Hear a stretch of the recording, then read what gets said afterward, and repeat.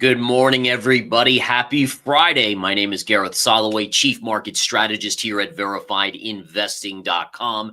And this is the game plan. And what we're going to do today, as we always do, we're going to dive into the technical analysis on the charts, looking at the dollar, the 10-year yield, gold, Bitcoin, the major stocks moving, the S&P, you name it. But first, we're going to quickly talk about the big news events that occurred just a little while ago. So number one, we had basically a rage tweet from Trump going off on China. We knew last night that Scott Bessent, the Treasury Secretary, said that China, basically negotiations on trade had fallen apart. And this morning we got that kind of Truth Social post. Markets dipped basically right out of the gate, right? I mean, so you have this social media post ripping China, and we saw the markets dumping to the downside.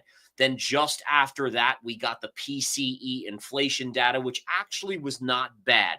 2.1% year over year number on the PCE, which is inflation. And that was a little bit better than expected. So again, overall inflation, according to the favored gauge of inflation by the Federal Reserve, the PCE, it was muted. And that, again, is something that the Fed looks at very closely. So that's a positive sign right there. That did bring the markets off of their lows slightly. But what we clearly see right now is that trade, tariffs, and these trade wars, that is at the forefront of the concern from the markets or for the markets. Now, just to show you something here, Gap reported earnings, and we'll go over this chart in a minute, but Gap reported great numbers yesterday after the bell. They beat on revenue, they beat on earnings, but the stock cratered like 20+% on the back of saying that tariffs will impact their earnings by $150 million.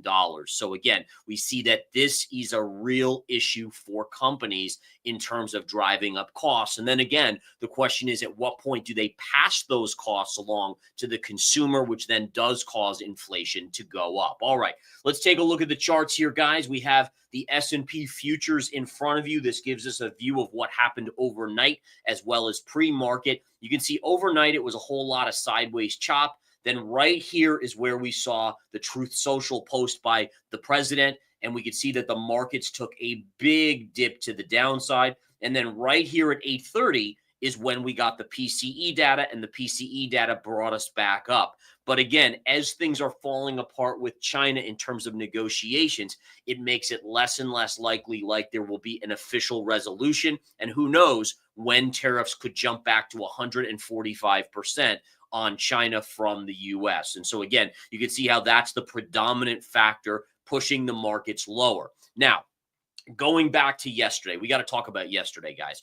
Remember, on the S&P, we were looking at a very specific level to see if the markets would close above it. Remember, yesterday we had good news from Nvidia on earnings driving the markets, and we also had good news that a judge had basically said, nope, you can't do these tariffs, right? These Liberation Day tariffs, they need to be done by Congress. And so the markets were just excited and euphoric at the open. And we were saying, okay, well, if we close above this level, we're going to go up and retest the all-time highs. But obviously, we saw yesterday markets rolled over instead and came back to close flat. So let's go into the charts here. Let's flip over to the daily chart. This was our upper line on the futures. Look at how we pierced it early in the day, but by the end of the day, the S&P futures essentially ended flat on the day, or just slightly green, and today we're down slightly. So this level, this zone, and you can see where we've put this zone in on the charts, this remains a major pivotal resistance point that we must monitor going forward. Now, again, how do I look at this as a technical trader or investor? And basically, I just say to myself, okay, this zone is resistance clearly here. It was support over here. We kept dipping, bouncing, and then finally we broke through. And then once we did, look at how the floodgates opened and we went down. So as long as we do not get above on a daily closing basis the upper band of this zone, then the bias on a technical basis remains slightly negative or negative, right? If we get above and close above, then it opens the window essentially to let the markets rally back to this high. So as of now, the bias for the markets is a slight negative or negative bias. And again, we'll be watching this into next week on the S&P. If we flip over to the S&P so you guys can get precise numbers on the S&P to watch, that line in the sand, and I said it yesterday, 59.65. Watch 59.65, a daily close above. That would be big. As long as we don't, the bias remains to the downside. The dollar today, you can see yesterday had an amazing, basically gap higher, and that was from the night before when we got that news on trade tariffs being halted. Now, remember, and again, just to point this out, so the trade tariffs were halted or put on hold by that first judge. Then the appeals court said, no, wait a minute, we're going to let them be intact, which is normal, until the appeal process runs its course and there's a ruling on that. So basically the tariffs are back on for now, but the problem here, and this is now getting very hairy, right? Regardless of whatever you think about tariffs being good or bad, the fact that the fact that they could be rolled back basically puts the U.S. in a very weak position for negotiations. And that's not good. And it doesn't matter what position you're on. If you're in the U.S., you want a good negotiating, strong position. And so that's one of the kickers here that we have to be aware of. But ultimately what we saw is the U.S. dollar initially, rallying on that news, then collapsing back down. And now we're getting a small bounce today on the U.S. dollar. Don't forget, again, your flagpole down and then your inside bar consolidation. And again, just simply put, this is a overall bearish chart development or pattern formation on the U.S. dollar unless we can break above this line here. Right, so that's around 102.20, give or take. It is upsloping, so it'll go up a little every day. But again, right now, 102.20. As long as we don't get above that level on a daily closing basis, maybe with confirmation, then the bias will remain negative. Next up, the 10-year yield, same thing, opened higher yesterday, came back in as things kind of rolled back and the markets faded. And today we're seeing basically no change in the 10-year yield here. Just very, very calm, nothing going on there. Now, Nvidia yesterday opened sharply higher at around 143, and look at what happened, guys. Right off of this little high pivot right here, and it came back in. It still ended green on the day, but it certainly was not strong, and today it is trading slightly lower on the negative markets, all right? So again, part of the issue here was going into earnings. This thing had rallied tremendously because the earnings from Nvidia were actually very, very good. I mean, overall, they were very, very good. But what we are seeing again is that at certain points, when you rally so much to the upside, it's very hard to squeeze further upside, especially when you're talking about a $3 trillion company rallying from $87 all the way back to $143. This morning, American Eagle Outfitters is falling on earnings. This is your daily chart flipping to your intraday. You can see it took a leg lower initially on earnings, consolidated in the after hours, and then is breaking lower this morning. That's quite a dip, guys. That, again, from a close yesterday at around 1120, it's now trading at around 990. Now, if we go to the daily chart, where are my first trade levels going to be? What we can see here is we have a pivot low right here coming up at around 945. 945 would probably be my first level. I also like to zoom out, and what we can see is actually this 945 level. Look at this, guys. It goes all the way back here. And we can see this is all the way down to about 925. So 945 to 925, there should be some support on American Eagle here. But just be aware, if it breaks through that, you could be headed into the sixes. But again, this for me is a tradable, day tradable, not swing tradable, day tradable level here. That is going to be something that I keep on my radar for today's session. Gap, same thing, guys. Take a look. Let's go to the intraday. Look at that drop on the intraday. Closed on yesterday's Thursday session at around 27.80. It then flushed as low as 22.65 before getting a little bit of a bounce. So again, if we look at the daily chart, my first level today that I'll be eyeing for day trading purposes will be right in here around 22.35. And then just below that, there's a gap fill at 22. So there's a zone here, a day tradable zone between, let's call it $22.40 to $22 right here, pivot high. In fact, look, if you extend this out, it goes right over here as well. Lots of support right in here, and then the gap fill right below. And again, this isn't a swing trade level. To me, this isn't a long-term investing level. These levels that I'm going over are for today, for day trading, if price flushes into them. All right, so just be aware of that. Now, what about a swing trade level on gap? Where would I start to get interested? I zoom out on the chart to get a bigger picture. And this is really important, guys. And this is a good lesson for today. When you're looking for day trading levels, you tend to look for where recently in the last 6 months on the daily chart or intraday has there been support. When you start looking for swing trade levels, you're talking about finding a bigger, more important structural level in the chart. And to do that, you're going to basically zoom out. You want to get a bigger macro picture of the chart that's going to give you a stronger level. Because remember, a day trade, you could be in for seconds, minutes, or 10 minutes or an hour, right? It's very short term. You're just looking for that snapback, like hit the support, bounce, you're done. You take your money and run. Swing trading, you're going to hold for potentially days, maybe even weeks, maybe even a few months. It better be a stronger level, right? So again, looking at something like gap here, what we're seeing is you want to go back out. And for me, I go back to, all right, I say, okay, in May 2023, there was a major pivot low, right? Before this big up move, and you can see the big down move here. This was the lowest point going back multiple years, the lowest point on this side. So I take that low and I say, okay, where since then has been the lowest pivot? And we come to our lows, obviously, in April.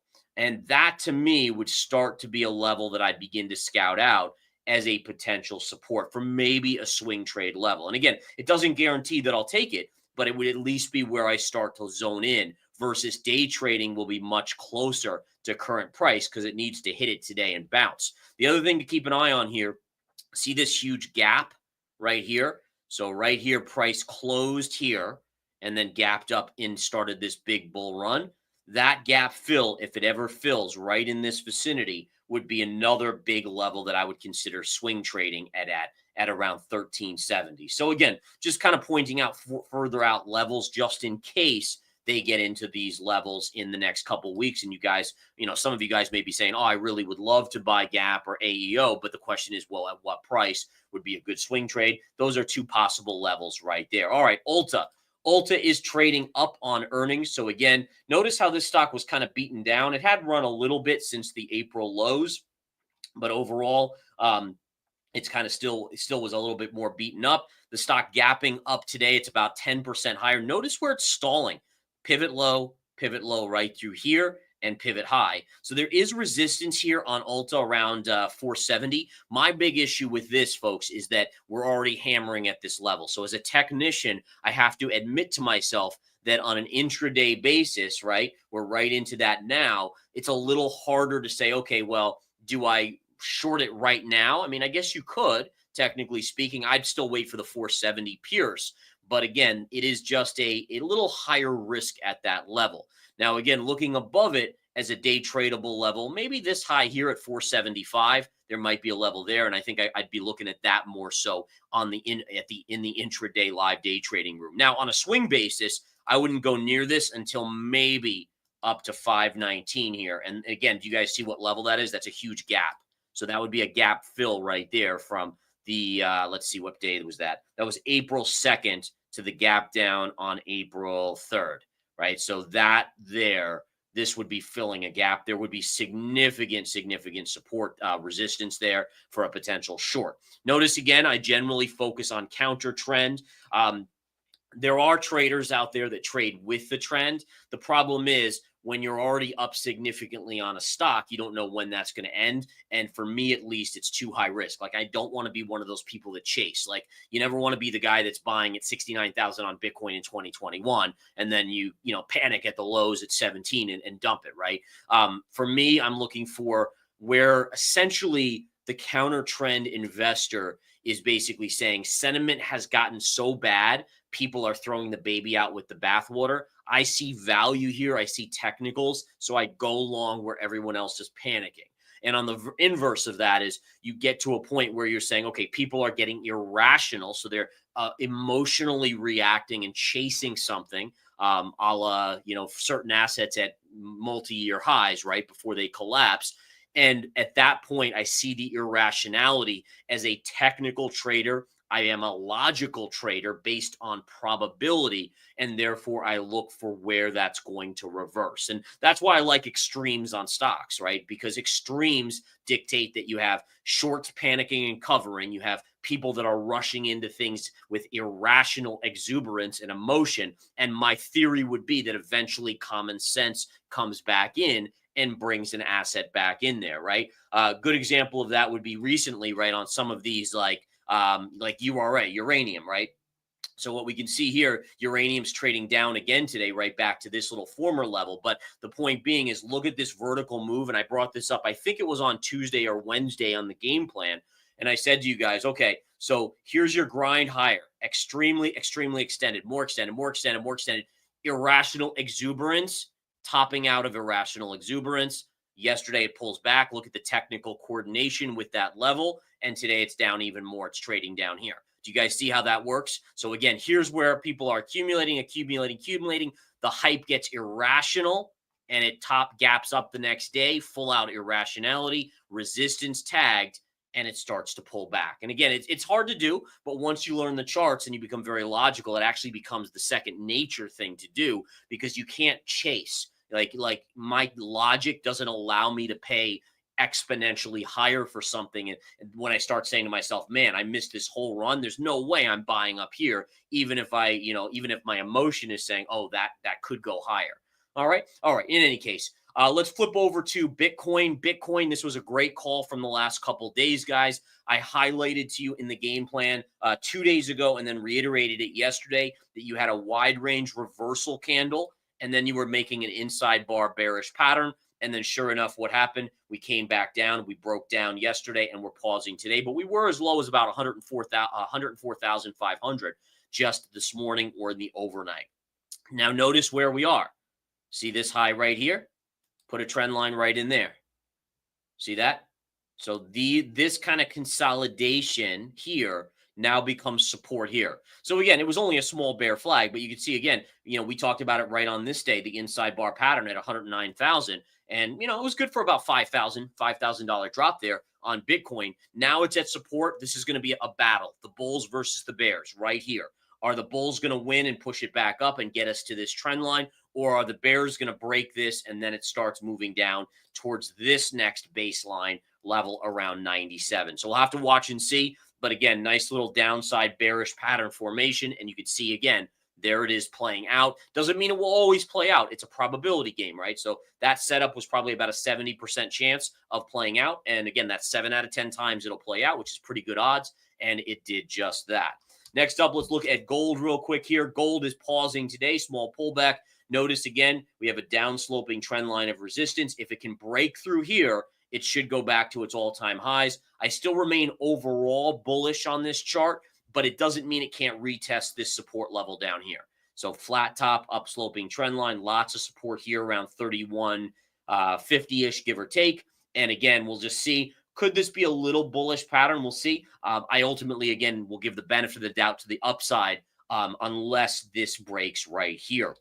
Taking a look at silver. Silver just continues to go sideways. But again, the positive is on silver is that this remains as a bullish kind of consolidation right here, right? There's your up move consolidation, still holding this down sloping trend line. So it favors upside. So still bullish on silver. Oil, which hasn't done anything recently to speak of, continues to not do anything recently to speak of. Again, it's just kind of sideways chopping here for the last 2 weeks. And natural gas, yesterday was a little pause day, but it did have this downward move. Today, another pause day. Could be same thing. Down candle, starting to form an inside bar pattern, but it's too early on. This would be immature. Notice how on Bitcoin, guys, and this is a good little lesson again. Notice how on Bitcoin, I didn't really start talking about the inside bar pattern till it was 4 candles in, right? 1, 2, 3, 4. Then I started to bring it to your attention.